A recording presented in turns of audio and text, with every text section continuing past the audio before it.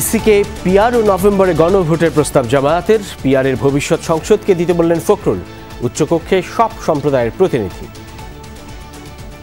আগামী নির্বাচনে জনগণ আরেকবার রায় দেবে যে এই বাংলাদেশের মানুষ সত্যিকার অর্থেই তারা অসাম্প্রদায়িক। আমাদের কতগুলো রিফর্মস আছে, এটা ইলেকশন যখন হোক, ইলেকশন যেভাবে হোক, তার বাইরে এটা জাতির জন্য একটা স্থায়ী একটা রিফর্মসের বিষয়।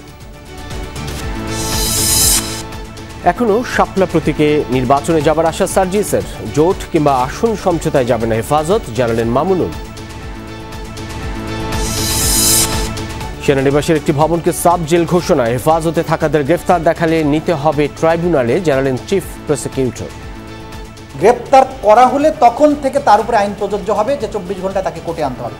কিন্তু আপনি যদি গ্রেপ্তার না দেখান তাহলে তার ক্ষেত্রে ওই 24 ঘন্টার আইন তো প্রযোজ্য নয়।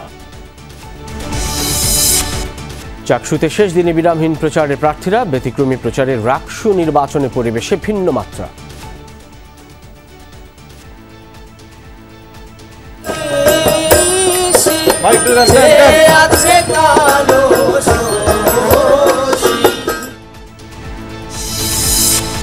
শিক্ষা উপদেষ্টার সাথে বৈঠকের পর 7 কলেজের শিক্ষার্থীদের কর্মসূচি স্থগিত।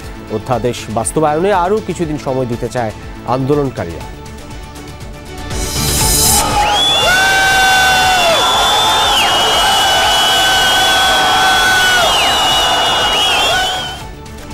ঐতিহাসিক মুহূর্তের সাক্ষী বিশ্ব। হামাস ইসরায়েল বন্দি বিনিময় শুরু।